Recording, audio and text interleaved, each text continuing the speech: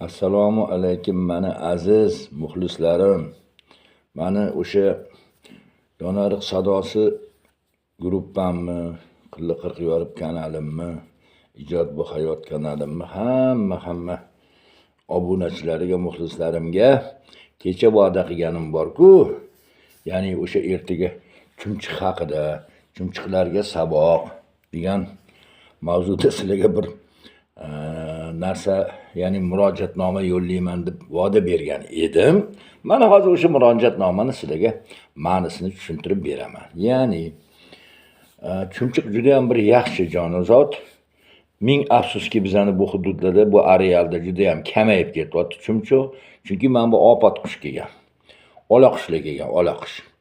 Ola qush kelgandan keyin albatta nima qiladi? Bu yerda moslashishga harakat qiladi. U ola qush o'zi aslida-chi bu yerga maxsus ambitsiya bilan, maxsus xizmat bilan, demak, topshiriq bilan olib kelingan.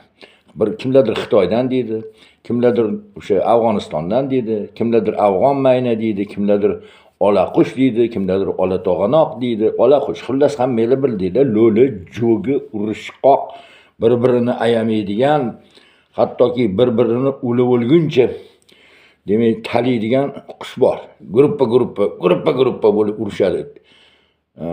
Tarafma-taraf bo'lib oladi, ikkiga bo'linib oladi. Mana shu ola qushlar kelgandan keyin bizning bu yerda bu ola qushlar kelganini hozir ko'pchilik yoshlar bilmasa kerak. Ola qushlar taxminan 70-yillarda keldi. 70-yillarda oldin bu yo'q edi bu yerda. Bu yerda qalqinoq bor edi. Ola to'g'anoq degan qushlar umuman qolmadi. Maynalar qolmadi hozir. Ular bizni o'zimni ko'zimda kuzatib turganim o'zida bir 20 ga yaqin mashhur eng yaxshi qushlari yo'q. Chumchuqlar shunaqangi yaxshi bir payz berardi.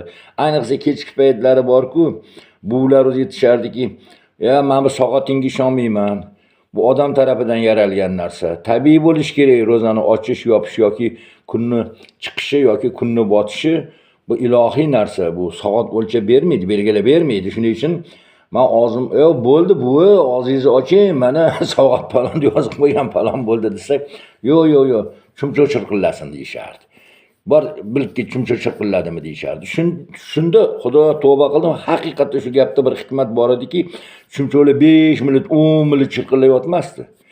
Qanaqadir bir 1 minut ichida baravar chirqillab, shunda iniga bo'g'otlantiga kirardi. Hozir budlarda mana endi o'sha bir qancha to'rg'ay, boshqa mayna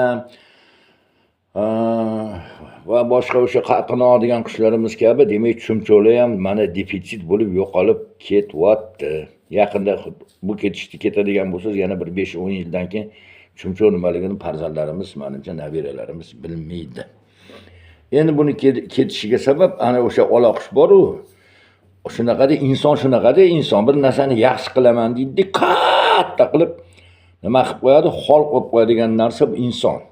Tabiatni o'zgartiradigan, tabiatni muvozanatini, tabiatni qonun qoidalarini, shu nima desam, chevar Alloh tomonidan hammasi joy-joyiga yaratilib qo'yilganligiga rioya qilmasdan inson o'zini manfaatini orqasidan nima qiladi?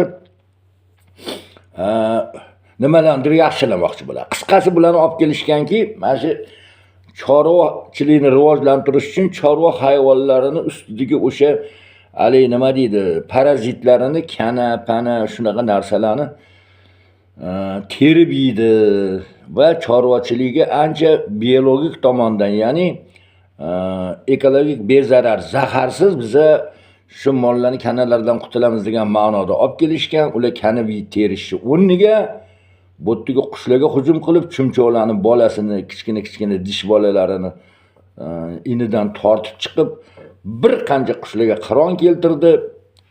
O'sha qushlardan bir uchishga layoqatlisi, o'zga o'lkalarda, o'zga areallarda yashab keta oladiganlari o'zga areallarga ko'chib ketdi. Shu ola qushi dastidan bizani bu yerda endi muscha, chumchuq Makkadan qaytib kelgan bo'lmasa chumchuq bu yoqqa deyishadi ota bobolarimiz. Makkadan qaytib kelgan ekan bir qancha gala chumchuq Makkaga borganda, bo'lmasam shu Makka juda olis. O'sha Makkadan bu yoqqa qaytib kelgan ekanda. Ana endi qarang, mana shu chumchuqlarimizni hammasini olaqishlik yo'qotdi. Chumchuqlar qiron keldi, ya'ni ular albatta ularda nima deydi, rivojlanish bo'lmaydi, ko'payish bo'lmaydi, chunki ular ochgan tuxumlarini chumchuqlar 1 yilda 2 marta ochardi. Bolalarini olaqishlar yeb qo'yurdi, inidan tortib chiqib, ularni mana shunaqa qilib bezor qilib qirib yuborgandan keyin chumchuqlar ham menimcha shu olaqishlar uchmaydigan, bormaydigan taraflarga ketib qolgan bo'lsa kerak. Endi buni nima aloqasi bor? Chumchuqni nima aloqasi bor desangiz, chumchuqni bir yaxshi odati bor. Chunki ota-bobosini nasihatini bajaradigan qush. Ota-bobosini aytganidan chiqmaydigan qush, nasihatga quloq soladigan qush. Chumchuqni ota-bobosi nima nasihat qilgan? Aytaymi? Ey bolam, indamasdan bemalol, bamayli xotir ovqat yeyishga o'rganma, don cho'qishga o'rganma. Bitta cho'qib 2 marta qara. Bitta cho'qib 2 marta qara. Bitta cho'qib 2 marta qara. Sizlar kuzatinglar, hech bir qush bunaqa qilib, bitta cho'qib atrofimda alanlab, hamma yoqni kuzatib olib, yana bitta cho'qib analab bunaqa qilmaydi. Faqat mana shu chumchuqda mana shu xususiyat bor. Endi internetga keladigan bu so'z. Men shuncha o'zi bor yo'g'i 1 oy bo'ldi YouTube kanalini ochganimga. Sizlarga ishonib ochdim, aylanib ketinglar. Ham qishloqlarim, yonariq sadosini eng yaxshi a'zolari sizlar. Yonariq sadosi deb o'zimni qishlog'imni ta'riflabman. Qishlog'imdagilarni aksariyat qishlog'imdagilarni yonariq sadosiga qo'shganman. 40 yorib kanaliga kasbdoshlarimni, uzoq yaqindagi sirdoshlarim, sinfdoshlarim, quroldoshlarim, qarindoshlarim va hokazo. Ha endi yonariq sadosi kanalidagi hammanglarni ko'raman. Ming rahmat.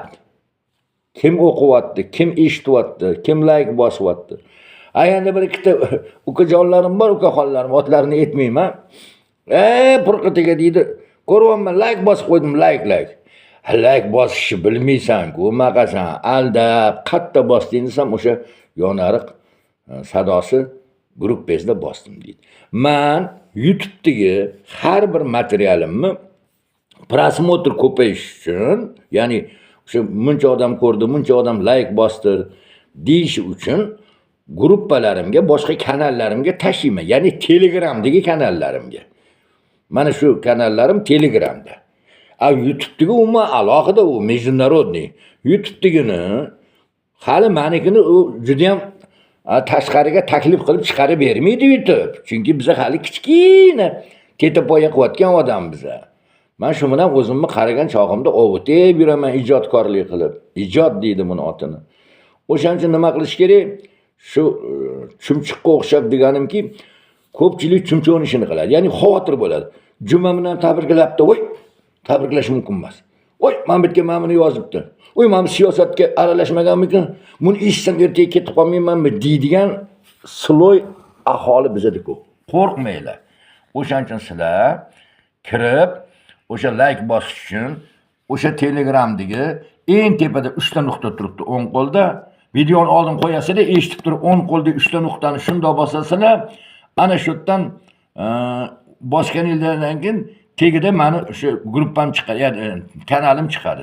Demak, YouTube'dagi kanal. Ana undan keyin o'sha Furqat degan Nurni yozib, Nuriddin Furqat degan o'sha guruh kanal egasini bunda bossanglar, like bosishinglar mumkin bo'ladi. E'tiborlaringiz uchun rahmat. Lekin yolg'on gapirib, chumchuqning ishini qilib, qo'rqib, men buni bosib yuborsam, like bosib yuborsam degan shunchalik odamlar ko'p. Bizning odamlar shunaqa yaxshi, shunaqa sodda. Qanchalik inson sodda bo'lsa-chi, shuncha inson jannati bo'lar ekan-da. Shuning uchun bizning xalq o'zimiz nimasi bilan faxrlanaman. Bir narsani tagiga yetish xohlamaydi. Qo'ya qolish tinchlik kerak deydi. Voy, men juma bilan tabriklabdi. Tabriklamagan deyishdi-ku internetda deydi, bo'ldi. Shu bilan qo'rqib yuraveradi. Chumchuq o'shimda ko'radi, ko'rib chiqib ketaveradi. Lekin bosmaydi. Bosaveringlar, hech narsa qilmaydi. Men ko'rib, tekshirib, nimani tashlash lozim, nimani nolozim bilaman. Dangal doda biladi, bilmasdan tashamaydi. O'ynang sizlardan. Like bosib qo'yinglar, chumchuq haqida gapirib berdim, gapim cho'zilib ketdi. E'tiborlaringiz uchun rahmat.